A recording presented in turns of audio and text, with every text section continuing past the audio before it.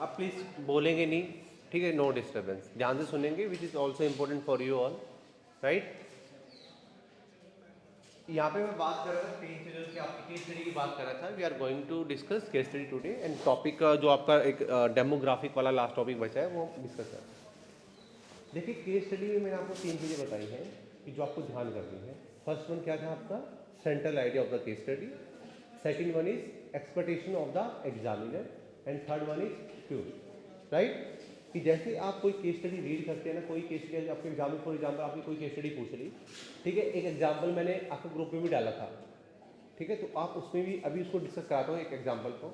तो देखिए, इसमें क्या होता है कि आपकी जो भी केस स्टडी है, राइट, मार्केटिंग की, आप कंज्यूमर बिहेवियर की उठा लो, तो ये आपकी पूरी केस स्टडी आनी है एग्जाम में, फॉर एग्जाम्पल, ठीक है?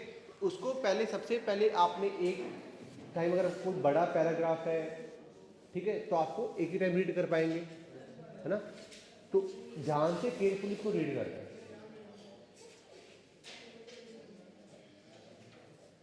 ठीक है? ध्यान से उसको केयरफुली रीड करना है।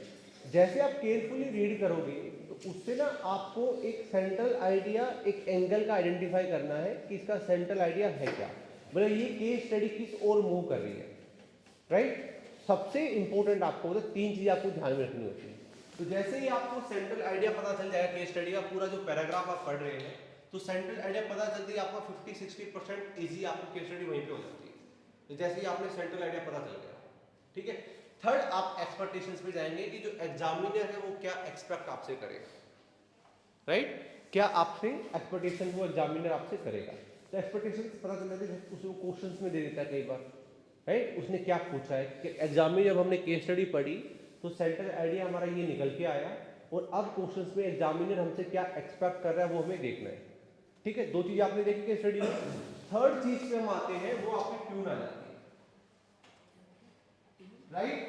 ट्यून मतलब, मेरा कहने का मतलब यहां पे है कि आपको अपनी केस स्टडी है उसको उसी ट्यून में मूव करना है जो एग्जामिनर आपसे एक्सपेक्ट कर रहा था, समझा? जो एग्जामिनर आपसे एक्सपेक्ट कर रहा था उसी उसमें आपको केस स्टडी को मूव करना है, उसी ट्यून में आपको चलना है, ठीक है? तो ये तीन चीजें आपको बड़ी ध्यान में रखने वाली बातें हैं जो आपको कि हर केस स्टडी में आप रखें। Central idea of the case study, expectation of the examiner, क्योंकि एक्सपेक्टेशंस को आपको ध्यान में रखना ही रखना है कि एग्जामिनर क्या एक्सपेक्ट कर रहा है, राइट? तीसरा आपका ट्यून, मतलब आपका जो केस स्टडी है आपके एक्सपेक्टेशन के अकॉर्डिंग ही आपको उसको मूव करके चलना है, उसी ट्यून में आपको मूव करना है। पूरा केस स्टडी आप उसी ट्यून में चलेंगे, राइट? जो एग्जामिनर ने आपसे एक्सपेक्ट करा था। तो ये आपका हो गया। अब एक केस स्टडीज का एग्जांपल आप देखेंगे, वो आपके ग्रुप में शेयर है, देखेंगे, एक बार आप ओपन करेंगे। एक एग्जांपल आपको देखेंगे, कल तुषार ने शेयर करा था।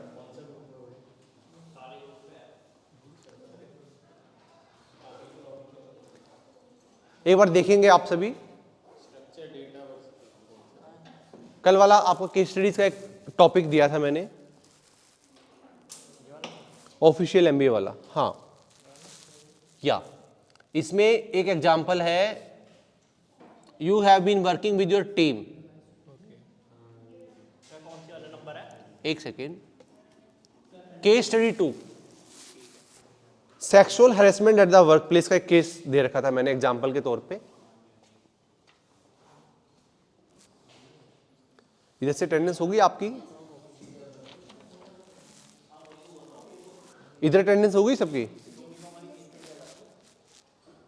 आपकी होगी अटेंडेंस इधर से? स्टडी करने से पहले क्या हमें क्वेश्चन पढ़ना चाहिए या पहले पैराग्राफ? क्योंकि क्वेश्चन पढ़ के जाएंगे तो पता चलता रहेगा कि इसका आंसर इस जगह पे है थोड़ा सा। नहीं, पहले आप केस उसको पढ़ेंगे, क्वेश्चन तो पढ़ेंगे आप, केस स्टडी पढ़ना बहुत जरूरी है, उसके अकॉर्डिंग आप मूव करना है ना क्वेश्चंस को। अगर हमें सीधा एक क्वेश्चन पूछ रहा है डिफाइन वर्क एथिक्स, आप केस स्टडी से उसका क्या लेना देना है? वर्क एथिक्स तो बताओ। रेफरेंस आपको उस पर बताया ना मैंने, उसी टूल में मूव करना है, जो आपकी केस स्टडी है ना जो वो करेगा तो उसी पे मूव करना है। तो एक बार आप देखेंगे भी, एक बार ओपन करा आपने, राइट? तो देखेंगे यहां पे एक्सपेक्टेशन देखेंगे, वो क्या आपसे एक्सपेक्ट करेगा, क्या केस स्टडी है।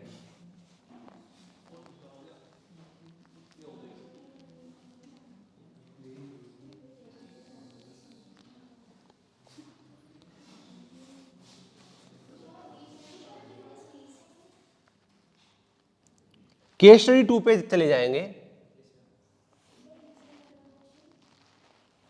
देखिए फर्स्ट में लिखा है व्हाट आर केस स्टडीज, लिखा है ना फर्स्ट पे,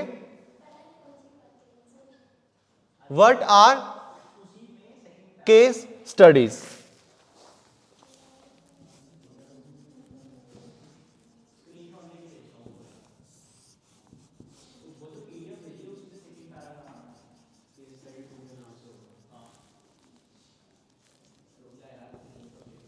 right, what are case studies दे रखा आपको, राइट।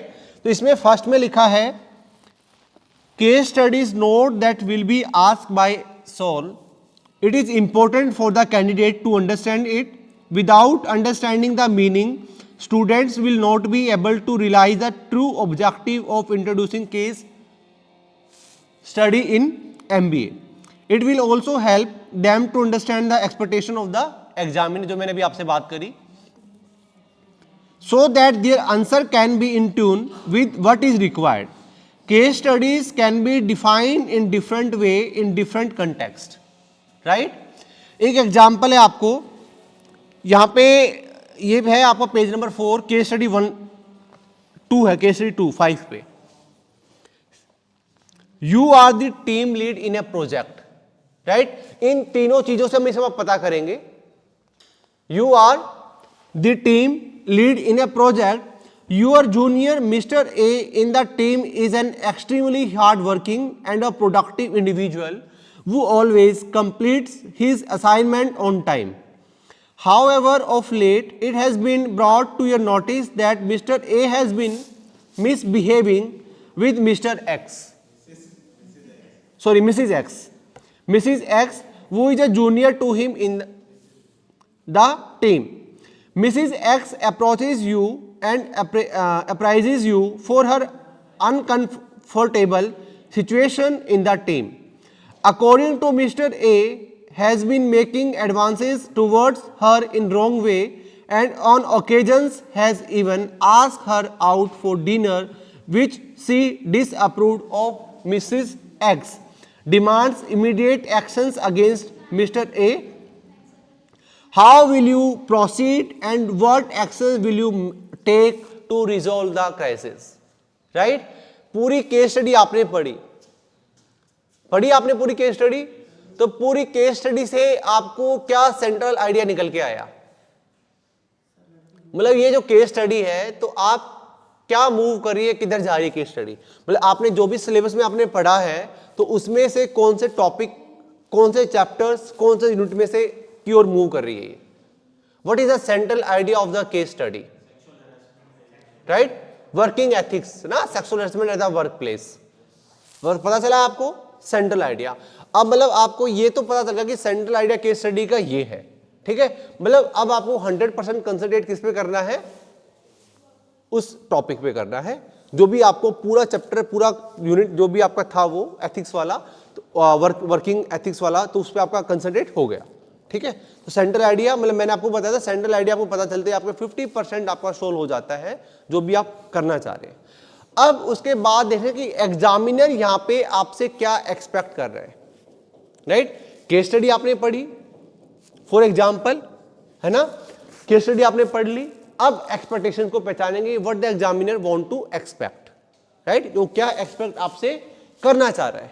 तो यहां पे आपने देखा उसने आपसे एक्सपेक्टेशन करी है कि इस सिचुएशंस में जो आपने सेंट्रल आइडिया को आइडेंटिफाई करा है, इस सिचुएशंस में आप कैसे प्रोसीड करेंगे, राइट, कैसे प्रोसीड करेंगे और कौन से एक्शंस आप इस केस में लेंगे। देखें ये एग्जांपल एक आपको जनरल एग्जांपल में लेके चल रहा हूं फॉर केस स्टडी, कि आपकी कंज्यूमर बिहेवियर में केस स्टडी आती है तो आपको कैसे सोल्व करनी है, राइट। तो जनरल एग्जांपल है आपका ये। यहां तक क्लियर हुआ आपको, केस स्टडी पढ़ी, ठीक है। सेंट्रल आइडिया आपने आइडेंटिफाई कर लिया, सेंट्रल आइडिया ये है। अब एक्सपेक्टेशंस पे हम जाएंगे कि जो आपका एग्जामिनर है वो क्या एक्सपेक्ट यहां पे कर रहे हैं। तो क्वेश्चन उसने पूछ लिया आपसे डायरेक्टली कि आप इस केस को कैसे प्रोसीड करेंगे, राइट। अगर प्रोसीड करेंगे तो क्या एक्शंस आप उसके ऊपर लेंगे, राइट। तो ये आप एग्जामिनर ने आपसे एक्सपेक्ट करी है। तो दो चीजों को हमें ध्यान में रखते हुए सेंट्रल आइडिया को और एक्सपेक्टेशंस को अब हमें केस स्टडी में उसी ट्यून में मूव करना पड़ेगा, राइट। दो चीजें हमारी ध्यान में आ गई, सेंट्रल आइडिया हमें पता चल गया और एग्जामिनर की एक्सपेक्टेशन का पता चल गया कि एग्जामिनर हमसे क्या एक्सपेक्ट कर रहा है, कि इस केस स्टडी में हमें उसको क्या देना है, राइट। थर्ड, अब हमारा माइंड में क्या आ गया, अब हम क्या करेंगे, सेंट्रल आइडिया को पकड़ते हुए, एक्सपेक्टेशन को पकड़ते हुए अब उसी ओर हमें मूव करना है, उसी टून में मूव करना है, राइट। तो इन्होंने पूछा था आपसे, एक्सपेक्ट आपसे करा था, how will you proceed and what actions will you take to resolve the crisis, कि आप कैसे क्या करेंगे, ठीक है। तो सेंट्रल आइडिया तो बिल्कुल सिंपल था, तो आप बता देंगे sexual harassment at the work place है। देखो कई बार आपको बताना होता, कई बार आपको नहीं भी बताना होता, ठीक है। वो आपको अपने माइंड में ध्यान में रखते हुए, कीप इन माइंड, और आपको सोल्व करना होता है। जो भी केस स्टडी का क्वेश्चंस आपको दिया है, तो मतलब आपको किस रिलेटेड क्वेश्चंस उसने आपसे पूछे हैं और क्या टॉपिक इसने डिमांड करी आपसे, ठीक है। तो इसने देखो अब सॉल्यूशन पे आ जाएंगे, सॉल्यूशन गिवन देखेंगे अपन नीचे, सबके पास होगा आई थिंक। फर्स्ट है आपका, वही आइडिया आपका बता रहे हैं, राइट। फर्स्ट पैराग्राफ आपका टोटली वही आइडिया बता दिया जो मैंने आपको बता दिया, जो भी आपका वर्क प्लेस एथिक्स की जो बात हो आपकी कर दी, 4 एग्जांपल्स के लिए केस स्टडी कैसे आपको सोल्व करनी वो आपने देख लिया। फर्स्ट एग्जांपल आपका वहां से हो गया। सेकंड पैराग्राफ पे आप आ जाएंगे, देखें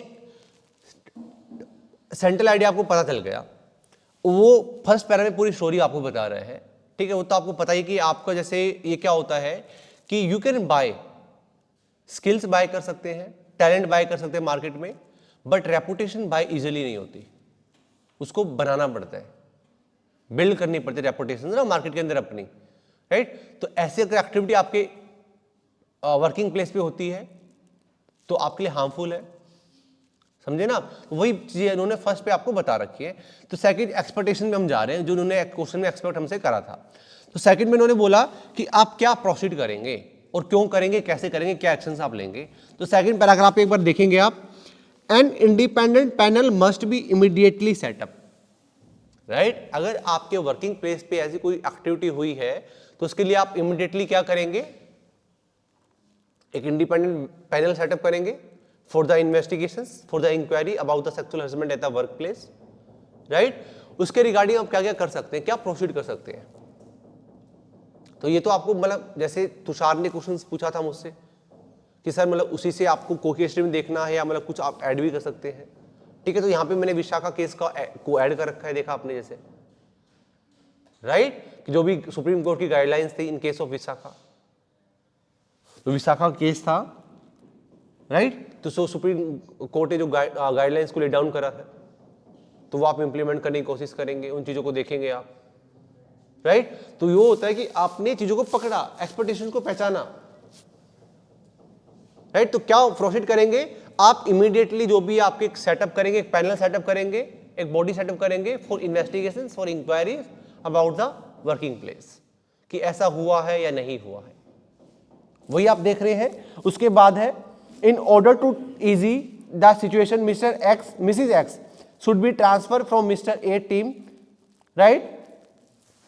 उसको आप अदर रीजन से रिस्ट्रक्चरिंग कर सकते हैं, उसको ट्रांसफर कर सकते हैं, ये सब तो आप बात की बात है। सबसे पहले आप क्या देखेंगे, उसकी मतलब गिल्टी को आइडेंटिफाई करेंगे, उसने करा भी है या नहीं भी करा है, राइट। अगर मिस्टर ए गिल्टी में पाया जाता है तो एप्रोप्रिएट एक्शन उसके ऊपर होगा, राइट। और इमीडिएटली प्रोसीड पूरा आपको पूरा केस आपको सोल्व करना है, मतलब जो भी एग्जामिनर है उसने एक्सपेक्ट आपसे ये करा है कि पूरी प्रोसीडिंग को आपको सोल्व करके बताना है उसको, और पूरे एक्शंस आप क्या कर सकते हो वो आपको उसमें आंसर में देना है। तो क्या आंसर आप यहां पे कर सकते हैं, एक्सपेक्टेशन तो उन्होंने आपने देख ली कि मतलब इमीडिएटली आप एक पैनल सेटअप करेंगे इंक्वायरी इन्वेस्टिगेशंस के लिए, राइट। आप सीसीटीवी फुटेज को इंस्टॉल, कैमरास को इंस्टॉल करेंगे वर्किंग प्लेस पे, राइट। आप अदर फीमेल जो इंप्लॉइज है इन द वर्किंग प्लेस, तो उससे मिस्टर ए की बिहेवियर कैसा है उसका वो आप पूछ सकते हैं, विद अदर्स के साथ कैसा बिहेव है मिस्टर ए का वो आप कर सकते हैं, राइट। या आप एक प्रॉपर एक फेयर इन्वेस्टिगेशंस के लिए आप मिस्टर ए को लीव पे भेज सकते हैं, क्योंकि क्वेश्चंस आपको बता रहा है कि वो क्या है, क्या है, टीम लीडर है, राइट।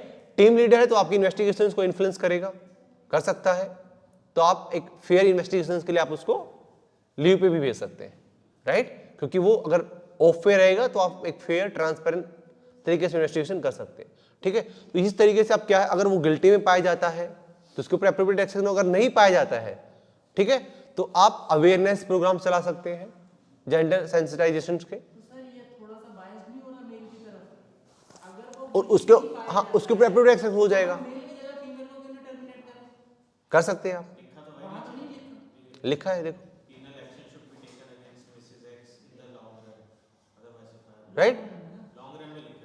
ठीक है, आप कर सकते हैं क्योंकि आपको पता चला कि ऐसी एक्टिविटीज क्या होगी, आपके बिजनेस की रेपुटेशन पे, ब्रांड इमेज बिल्ड पे इफेक्ट डालती है, राइट?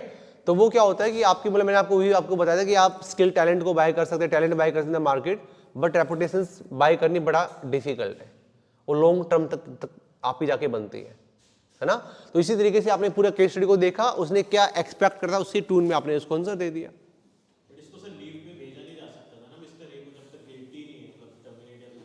इन्वेस्टिगेशंस पे ड्यूरिंग द इन्वेस्टिगेशन आप कर सकते हैं। नहीं, बहुत हार्ड वर्किंग है ना ये, जैसे मैंने भी देखा कई बार ऑफिस में कुछ अगर ऐसे कोई कंप्लेंट होती है तो जो बहुत हार्ड वर्किंग होता है तो उसको थोड़ा सा मतलब वो दिया जाता है, लीनियंसी दी जाती है कि ये तो दी जाती है, मैं मान रहा हूँ वो दी जाती है, प्लेस मतलब आपकी वर्किंग जो भी ड्यूरेशंस है, आपका टाइम है, आपका वर्कलोड है, सब चीज़ों को देखा जाता है, लेकिन फॉर द ट्रांसपेरेंसी, राइट? तो मतलब अगर जो आपका फोर्सफुल बंदा उस टाइम पे वहाँ पे प्रेजेंस में रहेगा तो वो एक माना जाता है कि आपके ट्रांसपेरेंसी वे के लिए, राइट, उसको लीव पे जाना आप भेज सकते हैं, क्योंकि उस टाइम पे आप वो अदर इन्वेस्टिगेशन प्रोसेस को मतलब इन्फ्लुएंस नहीं कर पाएगा।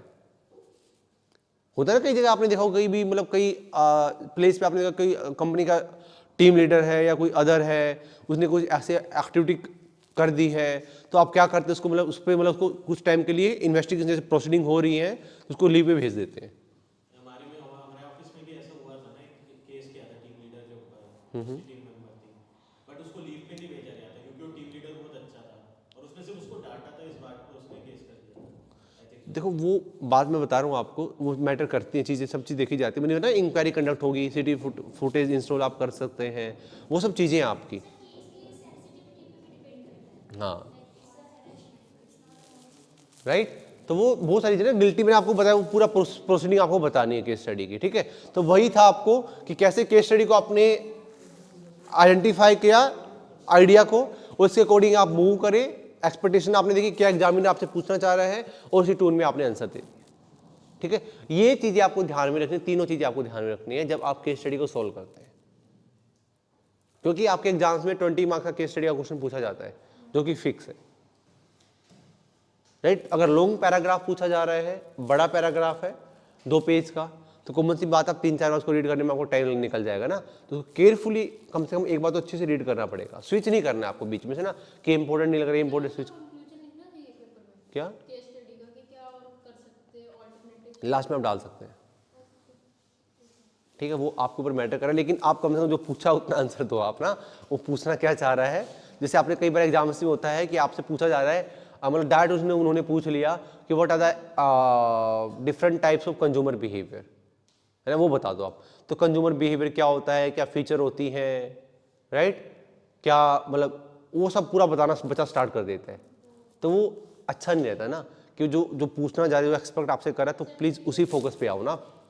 तो कई बार जैसे ना, जैसे आपने एथिक्स का पूछ लिया, तो बिजनेस एथिक्स का कोई क्वेश्चन आपसे पूछ लिया, ठीक है, तो आपने उसे पूरा बता दिया, मतलब उसने पूरा इंपॉर्टेंस और आपके फीचर्स, आप उसके फंक्शंस, आप उसके लिमिटेशंस बता रहे हैं, और जब बात इंपॉर्टेंस पे आई तो 2 लाइन में आप इंपॉर्टेंस खत्म कर रहे हैं, राइट? तो उसके तो नंबर आपको देगा नहीं, आपने टाइम वेस्ट ही करा अपने आंसर राइटिंग का सारा, तो वो आपका टाइम वेस्ट हुआ है, ठीक? हाँ, वो डालते हैं आप डालने, लेकिन जो आप पूछा इंपॉर्टेंस है तो आप उसके लिमिटेशंस बता रहे हैं, फंक्शन बता रहे हो, फिर आप उस पर इंपॉर्टेंस पे जा रहे हैं।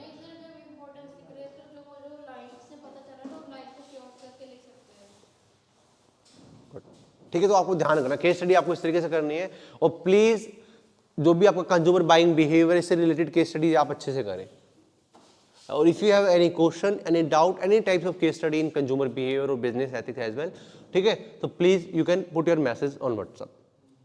ठीक है, क्योंकि बड़ा इंपॉर्टेंट केस स्टडी आपको सोल्व करना और अच्छे से समझना, हर पेपर में आपकी केस स्टडी इंपॉर्टेंट है, और कल की क्लास में मैंने यही बताया भी था। तो ये आपका यहां तक हुआ, ठीक है। अब हम केस स्टडीज का एक आपको बता दिया है, इसमें आपको कैसे क्या करना है आप प्लीज ट्राई करेंगे। अगर आपको कोई दिक्कत आती है कोई केस स्टडी सोल्व करने में तो you can ask, feel free to ask any time, right. अब हम बात करते हैं जो हमारा टॉपिक बचा है।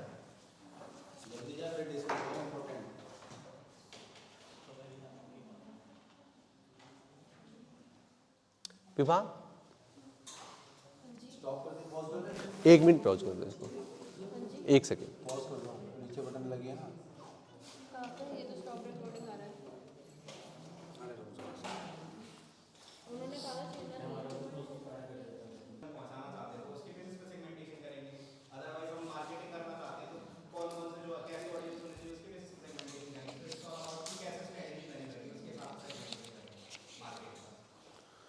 देखो सेगमेंटेशन जो आपका कंज्यूमर बिहेवियर में है, लास्ट यूनिट आपकी दे रखी है, ये क्या बोलता है? सेगमेंटेशंस जो हम पढ़ते हैं, राइट, आपने मार्केटिंग में भी 3rd सेमेस्टर में भी आपने पढ़ा होगा।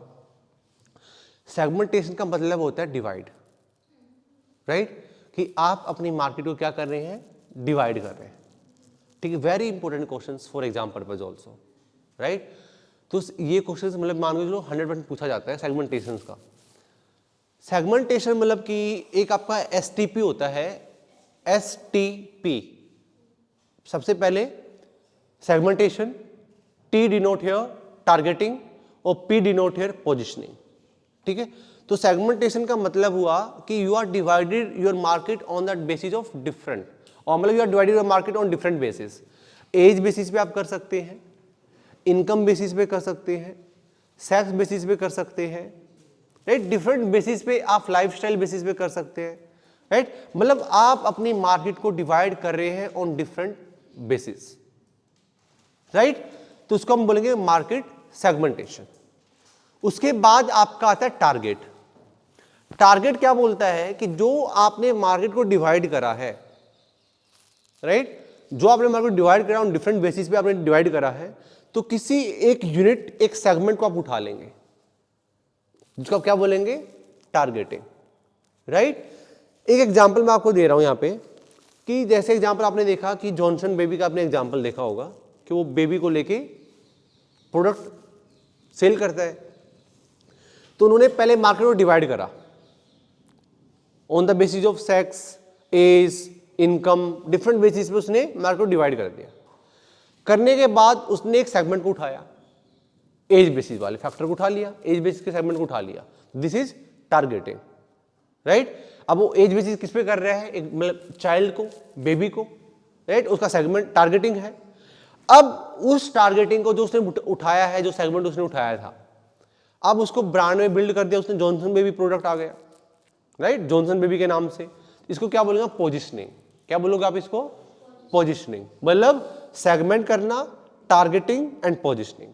मतलब सेगमेंट मतलब divide your market, divide market को डिवाइड कर देंगे, टारगेटिंग में एक सेगमेंट को उठा लेंगे, राइट। जैसे मैंने आपको जॉनसन बेबी का बताया, आपको उसने एज के ऊपर उठा लिया, राइट, मतलब बेबी वगैरह के लिए वो प्रोडक्ट सेल करता है। अब जो उसने एक सेगमेंट को उठाया, अब उसको क्या कर रहा है? ब्रांड में बिल्ड कर रहा है, राइट। उसने उसको किस में ला दिया? जॉनसन बेबी प्रोडक्ट है, अब अपने आप को ब्रांड में बिल्ड कर दिया, तो दिस इज पोजिशनिंग, राइट। तो सेगमेंट मतलब आप अपनी मार्केट को डिफरेंट बेसिस पे आप डिवाइड करके चल रहे हैं, तो इसको आप क्या बोलेंगे? सेगमेंटेशन,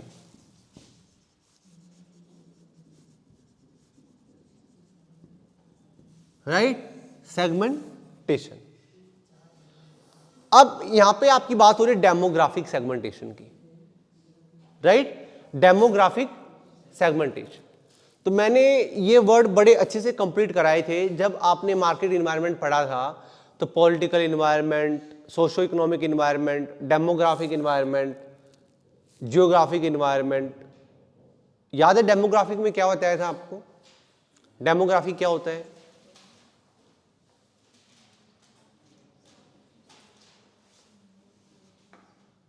कौन बताएगा आप में से?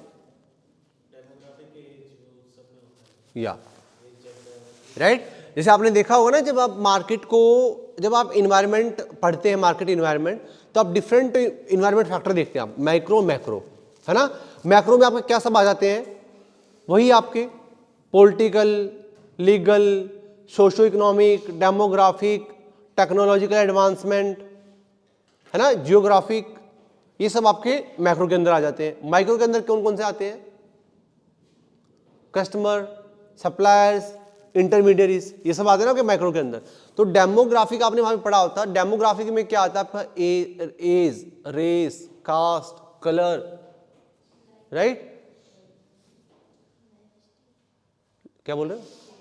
राइट, वो सब आप उसमें डाल सकते हैं, सब आपका डेमोग्राफिक के अंदर आता है, राइट। तो डेमोग्राफिक सेगमेंटेशन पर क्लियर हुआ आपको क्या होता है? तो नोट करना चाहिए तो नोट कर लेंगे, एक बार कर लो नोट।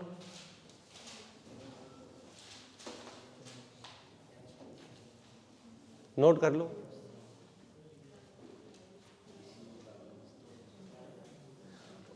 अब मतलब इसका क्वेश्चन से होगा कि सर अब दोस्त कर लेगा तो उसी का देख लूंगा मैं ना। क्या? ठीक है, देखो नोट करने में ना कुछ नहीं हो रहा आपको, मैंने आपको बताया भी, लास्ट क्लास में आपको बताया था, मतलब ये आपके लिए हेल्पफुल होता है, coordination of hand and mind, right. तो ये बड़ा जरूरी होता है। तो लिखेंगे डेमोग्राफिक सेगमेंटेशन।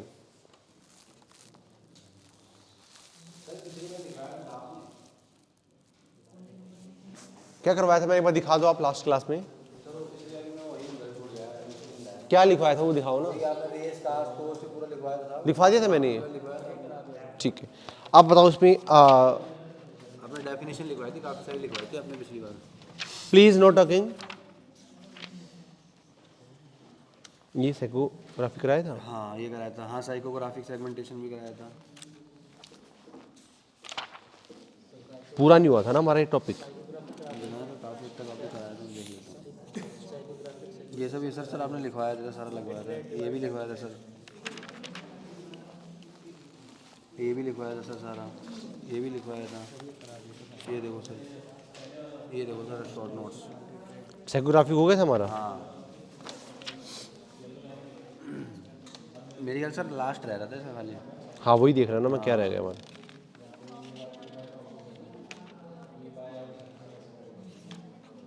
यही सब रहता होगा सर। फैमिली डिसीजन मेकिंग हमारा रह गया ना, ये रह गया हमारा ना, रेफरेंस ग्रुप इन्फ्लुएंस। हाँ ये रह गया।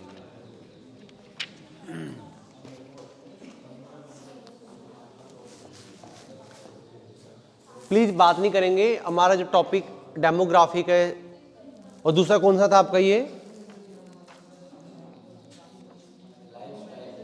डेमोग्राफिक, और दूसरा कौन सा था आपका? ये डेमोग्राफिक हमारा हो गया था, साइकोग्राफिक हमारा हो गया था अभी, ठीक है। तो दोनों मैंने आपको बता दिए थे, राइट।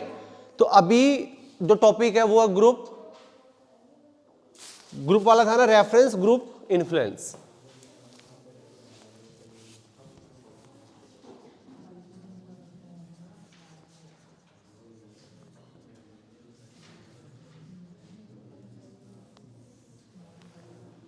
रेफरेंस ग्रुप इन्फ्लुएंस हम बात करेंगे, प्लीज बोलो मत। अब तो केस स्टडी से हम आगे चले गए ना तो अभी तक केस स्टडी में रुके रहोगे। तो देखो यहाँ पे जो हम डिस्कस कर रहे थे, रेफरेंस ग्रुप इन्फ्लुएंस जो आप देख रहे हैं, इसमें क्या है आपका टाइप्स ऑफ इन्फ्लुएंस आप देखेंगे। ये आपका पेज नंबर 126 पे गिवन, इसके पास बुक होगी, एक बार देखेंगे उसमें टाइप्स ऑफ इन्फ्लुएंस।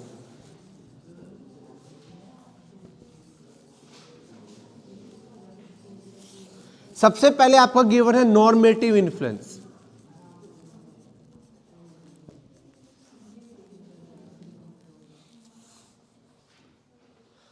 आप बात बहुत कर रहे हैं, लग रहा है सारे दिन की बातें आपकी, पूरे मतलब वीक की बातें आज ही कंप्लीट हो जाएंगी।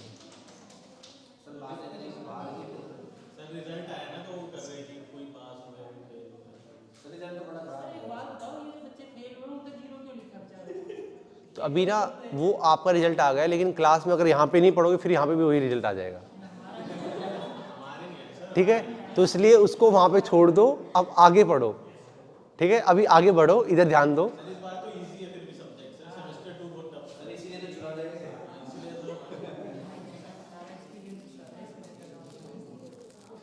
देखो यहाँ पे हम जो बात करें रेफरेंस ग्रुप इन्फ्लुएंस की, राइट, तो मैंने आपको बताया था एक ना आधा घंटा हम लास्ट में काम कर देंगे, आधा घंटा आपको बात करने का ही दे देंगे, ठीक है। तो लेकिन अभी पढ़ लो, क्लास के बाद ना फ्री होता है आपका टाइम ना, बीच में 1.5 घंटा फ्री मिलता है आपको लंच का, तो उस टाइम जी भर के बात करना। तो प्लीज देखो, ग्रुप जो आप बात करें रेफरेंस ग्रुप इन्फ्लुएंस, एक कंज्यूमर का जो बाइंग बिहेवियर हो रहा है, there are different factors that affecting the consumer buying behaviour, right, उसको इन्फ्लुएंस करते हैं, डिफरेंट फैक्टर्स इन्फ्लुएंस करते हैं। मैंने आपको कंज्यूमर बाइंग बिहेवियर का वो भी बताया था, types of consumer buying behaviour आपको याद होंगे आपको, है ना, हैबिचुअल, डिसोनेंस, वो सब आपको करा दिया था मैंने, ठीक है, उस पर दोबारा हम नहीं जाएंगे। तो ये आप देखेंगे तो हेडिंग आप डाल लेंगे, लिख भी लेंगे एक बार, इन्फ्लुएंस ग्रुप बिहेवियर,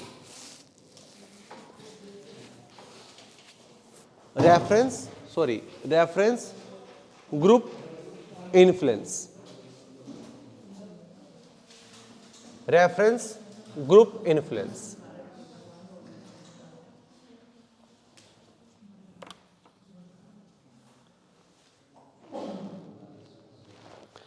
देखिए, जब हम कंज्यूमर बिहेवियर की बात करते हैं, देयर आर वेरियस फैक्टर जो कंज्यूमर बिहेवियर को इन्फ्लुएंस करते हैं। कुछ सोशल फैक्टर्स होते हैं, राइट, तो वो आप नोट कर लेंगे, आप सभी नोट करेंगे।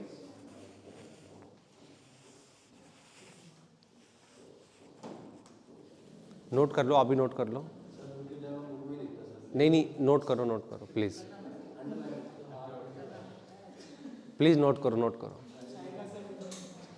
इन्फ्लुएंस लिखेंगे ना, रेफरेंस ग्रुप इन्फ्लुएंस लिख के आगे नोट करेंगे। वेरियस सोशल फैक्टर, सबसे ऊपर लिखिए ना, reference group influence, various social factors,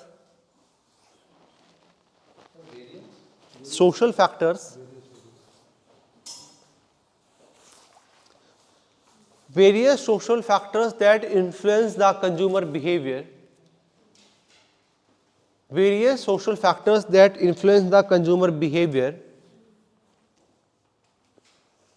such as reference group,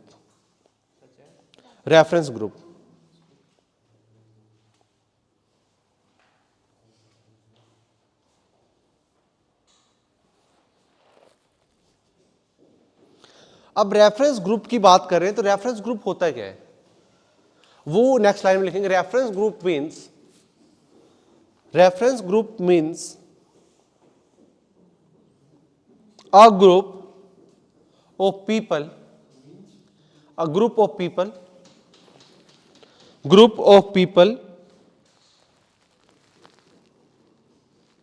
that have a direct or indirect influence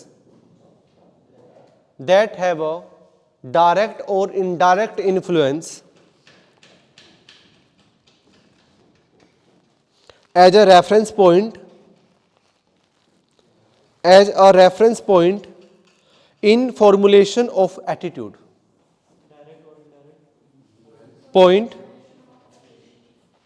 Direct or indirect influence as a reference point in formulation of attitude or behavior of a person.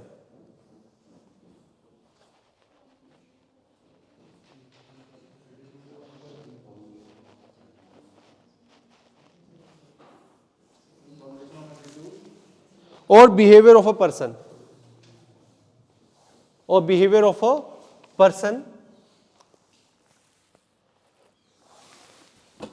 अब लिखेंगे reference group, next line में reference group consist. अब reference group की हम बात तो कर रहे हैं, लेकिन इसमें क्या क्या आता है, कौन कौन आता है। Reference group consist coworkers,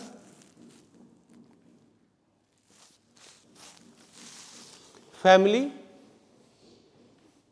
co-workers, family, friends, celebrities,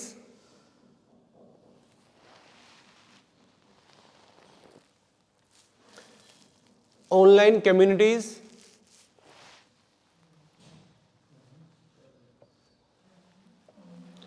तो देखो ये जो ग्रुप्स हैं ये आपकी बाइंग बिहेवियर को इन्फ्लुएंस करते हैं ना। कोई सेलिब्रिटीज है वो आपकी बाइंग बिहेवियर को इन्फ्लुएंस करता है। जैसे एग्जांपल आपने देखा होगा सलमान खान की जब तेरे नाम मूवी आई थी तो लोगों ने तेरे नाम वाले हेयर स्टाइल कॉपी कर दिया था, राइट, वही चलते थे ना उनके। फिर वो हनी सिंह का चला वो, तो हनी सिंह की कटिंग चल गई थी, जो हनी सिंह, राइट। तो क्या होता है ये आपके बाइंग बिहेवियर को इन्फ्लुएंस करते हैं, राइट। तो वो आपके बाइंग बिहेवियर को इन्फ्लुएंस करते हैं ना, कंज्यूमर के बाइंग बिहेवियर को। देखो मैंने आपको बताया था कि जब आप बाइंग डिसीजंस मेकिंग प्रोसेस में होते हैं, 4 टाइप्स आपको बताए थे। डिसोनेंस वाला कि ज्यादातर लोग कंफ्यूज कंडीशंस में होते हैं। जब आप डिसोनेंस बाइंग बिहेवियर में होता है मतलब कि you are in confuse condition. जब आप ऑनलाइन शॉपिंग करते हैं या ऑफलाइन करते हैं तो हमने देखा कि ये कलर नहीं वो दे दो मुझे, वो नहीं वो, मतलब ये इसी की सेम क्वालिटी की बेटर आपको ऑप्शन मिल रहा है, मतलब आप डिसोनेंस मतलब कि you are in confuse condition in decision making. Complex बताया था आपको, हैबिचुअल कि आप उस डिसीजन मेकिंग प्रोसेस के अंदर है कि आप एक प्रोडक्ट की हैबिट हो चुकी है आपको उसको लेने की। फॉर एग्जांपल आईफोन का मैंने आपको एग्जांपल बताया था कि आपको 15 प्रो मैक्स ही लेना है, आपको 1 साल तक उसको वेट कर लिया आपने, राइट, कि 1 साल के बाद मेरे पास वो फोन आएगा तो मैं आईफोन 15 प्रो मैक्स लूंगा, राइट। मतलब आप एंड्रॉइड की ओर मूव नहीं करा आपने, तो it's so your habitual buying behaviour, right, कि जो आपकी डिसीजन मेकिंग है, कंज्यूमर बाइंग डिसीजन मेकिंग है, वो आपकी हैबिचुअल है। डिसोनेंस कंफ्यूज जब हम हो जाते हैं, मार्केट में जाते हैं ना, आपके पास वैरायटी ऑप्शन दिख जाते हैं तो you are in confuse condition ना, कि आप ये ले वो ले वो ले। एक आपका था वैरायटी वाला, राइट, कि जब आप कई बार क्या करते हैं, आपने देखा कि मैं बार बार एडिडास के शूज पहन रहा हूं, राइट, तो आप चल यार अब की बार एक दूसरा अल्टरनेटिव का देख लेते हैं, राइट। मैं बार बार कैडबरी वाली चॉकलेट खा रहा हूं, अब 5 स्टार वाली चेक करके देख लेता हूं, उसको रेफरेंस देख लेता हूं, ठीक है। मतलब क्या बोलना मेरा बोलने का मकसद है कि कहीं ना कहीं जो आपका बाइंग बिहेवियर है उसको आपका ग्रुप कहीं ना कहीं जो इन्फ्लुएंस जो ग्रुप है, ठीक है, ग्रुप इन्फ्लुएंस आपके जो रेफरेंस ग्रुप आपको इन्फ्लुएंस कहीं ना कहीं आपके बाइंग बिहेवियर को वो कर रहा है, ठीक है। और वो ग्रुप क्या क्या हो सकता है, जैसे मैं आपको कंसिस्ट क्या क्या कर रहा है आपका, मैंने आपको बताया आपका कोवर्कर्स हो सकते हैं, आपके फैमिली हो सकते हैं, आपके फ्रेंड्स हो सकते हैं, कोई सेलिब्रिटीज हो सकता है, राइट। जैसे आपने अपने फ्रेंड से मेरे दोस्त वो लेके आया तो मैं दोस्त की तरह वो भी लेके आऊंगा, राइट। मेरा दोस्त ये पहनता है तो मैं भी वो पहनूंगा, वो आपके बाइंग बिहेवियर को इन्फ्लुएंस कर रहा है। आपके कोवर्कर्स हैं, राइट, तो कहीं ना कहीं वो आपके क्या है, आपके डिसीजन मेकिंग को, आपकी बाइंग बिहेवियर को इन्फ्लुएंस कर रहे हैं, ठीक है। तो वही हम डिस्कस कर रहे थे, रेफरेंस ग्रुप इन्फ्लुएंस, राइट। तो रेफरेंस ग्रुप में मैंने आपको क्या क्या लिखवाया यहाँ पे, reference group consist of family, friends, coworkers, right, ये सब आपका था। अब type of influence, type of influence कर लो नोट, कर लो नोट कर लो। मतलब आपकी हैबिट छूट गई है क्या, पता है, आप नोट करते हैं तो आपके लिए यूजफुल नहीं है। कई बार आप फर्स्ट एग्जाम में बैठते हैं ना तो आपकी जो हैबिट छूट चुकी है, तो फर्स्ट एग्जाम मोस्टली बच्चों से ना कंप्लीट नहीं हो पाता, नहीं लिखा जाता ना, पेपर रह जाता है। और आपने देखा होगा कि दूसरे तीसरे एग्जाम में आपकी स्पीड पकड़ जाती है, राइट, तो वो आपकी कंटिन्यू लिखने की प्रैक्टिस है आपकी। तो ऐसे नहीं हम चुपचाप बैठे रहते हैं, हम भी कुछ ना कुछ लिखते रहते हैं, अपने हाथ चलते रहते हैं कहीं ना कहीं। तो इसलिए आपको भी चलना चाहिए ना, मतलब अभी आप एक टीचिंग इन्वायरमेंट के अंदर है, राइट। तो इसमें लिखेंगे categories and types of influence.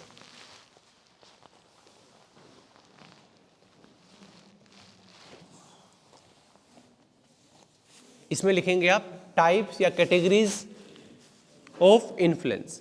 सबसे पहले नंबर 1 डाल देंगे नॉर्मेटिव इन्फ्लुएंस, नॉर्मेटिव, सबसे पहले आपका आ जाएगा normative influence. First one is normative influence.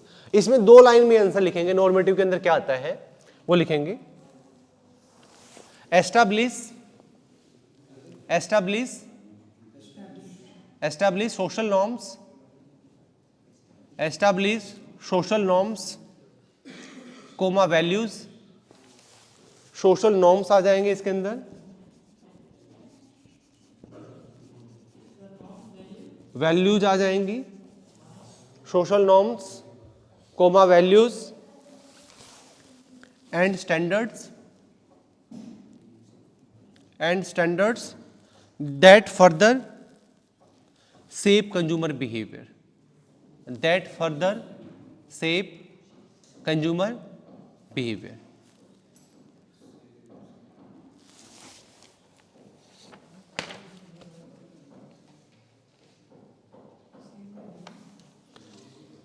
ठीक है, अब इसका एग्जाम्पल क्या है, एग्जाम्पल नोट करेंगे फॉर्मेटिव इन्फ्लुएंस का, नॉर्मेटिव इन्फ्लुएंस का एग्जाम्पल। एक लाइन छोड़ के नोट करेंगे, फॉर एग्जाम्पल, हाँ इसी का एग्जाम्पल है नॉर्मेटिव इन्फ्लुएंस का एग्जाम्पल। फॉर एग्जाम्पल टीनएजर, हाँ टीनएजर का एक एग्जाम्पल है कि अब आपके पास बुक है, किसी के पास यहाँ पे, उसको जिसके पास बुक है उसको अंडरलाइन कर लो ये, ठीक है। Teenager may insist on branded clothes,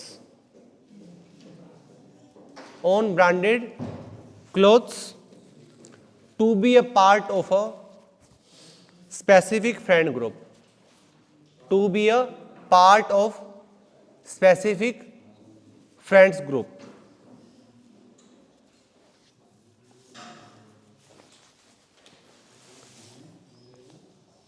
specific friend group. Second लिखेंगे informational influence, normative influence, second one is informative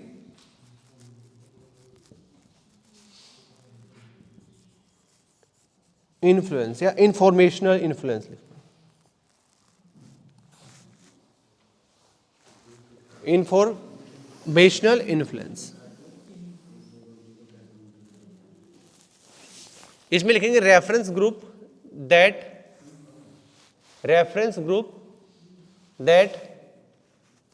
serve as a source of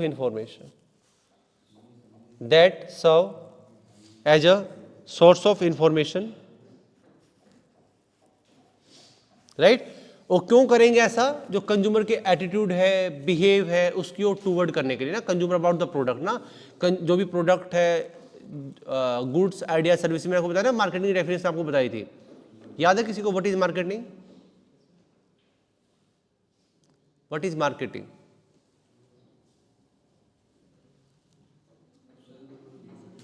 क्या? एक आपको मैंने लास्ट क्लास में भी बताया होगा आपको कि मार्केटिंग की शॉर्टेस्ट डेफिनेशन मैं आपको बताई थी अकॉर्डिंग टू ट्रेडिशनल थिंकर्स, याद है किसी को? नोट्स में नहीं देखेंगे please. Shortest definition of the marketing according to traditional thinkers. जैसे मैंने एचआरएम में आपको बताया था ना कि एचआरएम में क्या होता है, वो क्या वर्ड यूज करते थे पहले, as a labour, human resource को। आज के टाइम पे आपको जो बुक्स में लिखा दिखाई देगा ह्यूमन रिसोर्स, है ना, तो वो पहले जितनी डेफिनेशन आप देखो ना, वहाँ पे एज ए लेबर ट्रीट कर रखा था, वहाँ पे एज ए लेबर। ऐसे ही मार्केटिंग की शॉर्टेस्ट डेफिनेशंस है given in Philip Kotler book के अंदर बताई गई है। जो फिलिप कॉटलर की बुक है उसमें गिवन है shortest definition of marketing, selling by telling. आया याद लास्ट टाइम, है ना? Selling by telling according to Philip Kotler, जो बुक है ना फिलिप कॉटलर वाली, उसमें बताया गया है shortest definition of the marketing. ठीक है, तो ये आपके कहीं ना कहीं आपके बिहेवियर को इन्फ्लुएंस कर रहे हैं,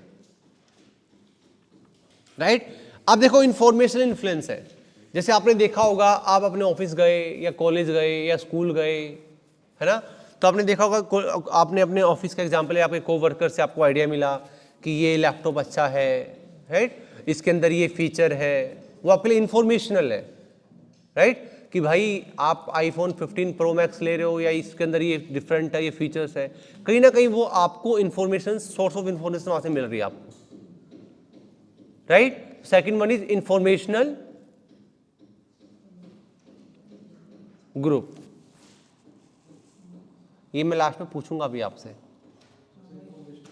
ग्रुप लिखवाया था ना, इन्फ्लुएंस, इंफॉर्मेशनल इन्फ्लुएंस लिख दिया तो आपने, आई थिंक. सेकंड आपका इंफॉर्मेशनल इन्फ्लुएंस आपका हो गया. क्लियर हुआ आपको? वेरी इंपॉर्टेंट टॉपिक, ध्यान से सुन लो. ऑलरेडी 5 ही चैप्टर्स आपके कंज्यूमर बिहेवियर में ना. नेक्स्ट लिखेंगे, थर्ड पॉइंट इज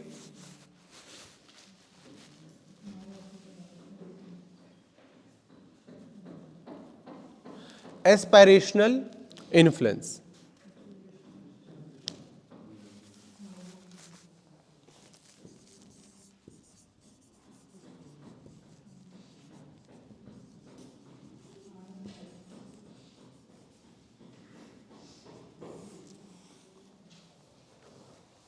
इसमें नोट करेंगे, provide as a source of, provide as a source of aspiration to the consumer.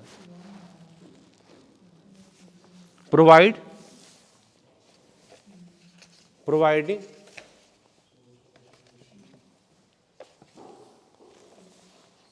Aspirational influence लिखा आपने third point.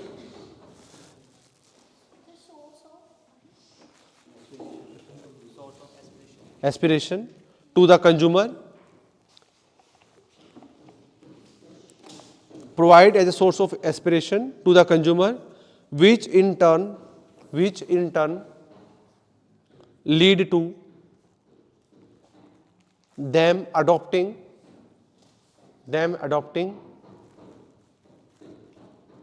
specific behavior or purchasing choice.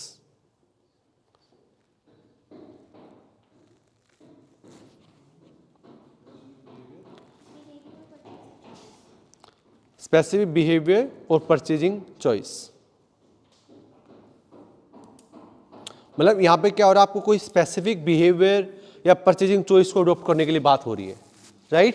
तो example यहां पे बुक में एक एग्जांपल भी गिवन है कि आपका neighbour, right, buying luxury car, right, example given है, तो buying luxury car.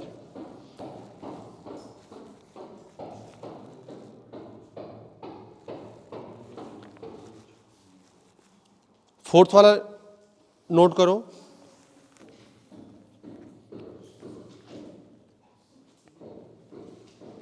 First clear हुआ आपको. फर्स्ट वाला कौन सा था आपका? नॉर्मेटिव. नॉर्मेटिव में क्या बात हो रही थी? नॉर्म्स, वैल्यूज और स्टैंडर्ड्स. और सेकंड आपका कौन सा था? Informational, right. तो इंफॉर्मेशन में हमारी क्या बात हो रही थी? यहां पे क्या हुआ था? वो तो एग्जाम्पल है ना, उसके अंदर क्या बात हुई थी? मतलब जो हमारे सोर्स ऑफ इंफॉर्मेशन होती है, जो हमारे बिहेवियर को इन्फ्लुएंस करती है, राइट. थर्ड आपको कौन सा करा आपने? राइट. इसमें क्या था आपका? Sir lead to the adopting specific behaviour, मतलब अपना एस्पिरेशन के हिसाब से वो बाय करना ना. जैसे एग्जांपल से आपने देखा कि अपने नेबर्स का एग्जांपल आपको बताया यहाँ पे ना. वो फोर्थ कौन सा है आपका? Dissociative influence. इसके अंदर डिसोसिएटिव के अंदर लिखेंगे डिसोसिएटिव इन्फ्लुएंस.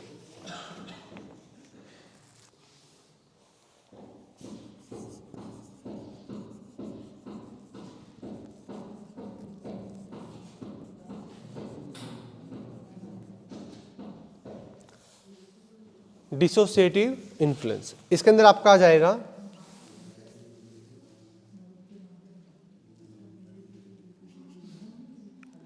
एस्पायरेशनल और कॉन्ट्रेरी ग्रुप्स। डिसोसिएटिव ना मतलब यहाँ पे ब्रैकेट में लिख लो, इसके अंदर ना लिखेंगे, ब्रैकेट में लिख लें इसके सामने, डिसोसिएटिव इन्फ्लुएंस के अंदर लिखेंगे डिस्कॉरेज कंज्यूमर, डिस्कॉरेज कंज्यूमर, सिंपल से लिखेंगे डिस्कॉरेज कंज्यूमर्स फ्रॉम अडॉप्टिंग, सिंपल लिखेंगे बिल्कुल, डिस्कॉरेज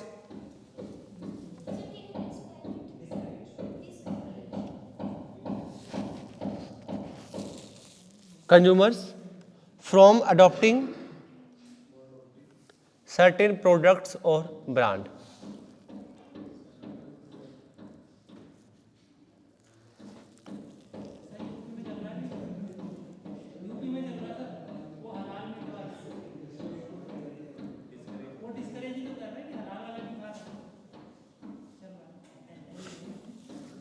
यहां पे मदर डेयरी का एग्जाम्पल दे रखा है, sorry avoiding dairy products because veganism, लिखेंगे अवॉइडिंग डेयरी प्रोडक्ट्स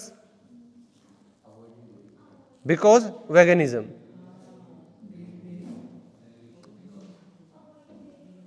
मतलब यहां पे आप ना मतलब वो जो बिहेव आपके बिहेवियर को कहीं ना कहीं क्या कर रहा है, डिस्करेज कर रहा है ना, कि आप ये नहीं बाय करेंगे, आप ये बाय करें। कई बार होता है ना, आपने जैसे भी यहाँ पे एग्जांपल डेयरी प्रोडक्ट्स का एग्जांपल देखा, ठीक है, तो इसको क्या बोलेंगे, dissociative influence.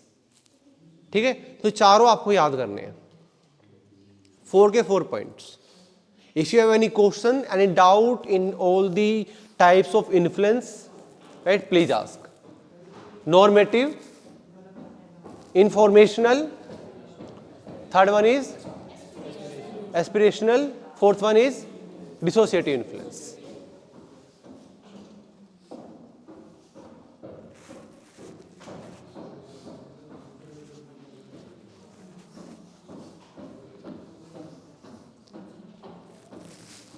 Any question in normative? Please not talking. Any question in normative? Informational, aspirational और dissociative? डिसोसिएटिव में कुछ नहीं है, क्लियर, राइट। मतलब सिंपल ना, आप ना की पॉइंट्स को पढ़, जो भी टॉपिक आप डिस्कस करते हो की पॉइंट्स को पढ़ा करो। तो जैसे आपको डिसोसिएटिव में आ गया डिस्करेज, राइट, मतलब आपके कंज्यूमर बिहेवियर को इन्फ्लुएंस कर रहा है, डिस्करेज। ठीक है, वहां पे क्या था, एस्पिरेशनिज्म क्या था, जैसे एग्जाम्पल मैंने आपको दिया ना, जैसे आप अपने दोस्त को बोल रहे हैं मदर डेयरी का, सॉरी डेयरी का, मदर डेयरी बोल रहा हूँ मैं, डेयरी का प्रोडक्ट का एग्जांपल आपको बताया। ठीक है, आप अपने फ्रेंड्स को बोल रहे हैं, मतलब उसमें बताया ना मैं आपको, इन्फ्लुएंस ग्रुप में कौन कौन हो सकता है, आपके फ्रेंड्स हो सकते हैं, फैमिली हो सकती है, कोवर्कर्स हो सकते हैं, ठीक है, जो आपके बाइंग बिहेवियर को इन्फ्लुएंस करते हैं, राइट। तो डिसोसिएटिव में क्या हुआ, डिस्करेज करना, राइट। आपका दोस्त बोल रहा है कि आपको ये डेयरी प्रोडक्ट बाय मत करो बिकॉज वेगनिज्म, राइट। तो ये आपके क्या है, टाइप्स ऑफ इन्फ्लुएंस या कैटेगरीज ऑफ इन्फ्लुएंस।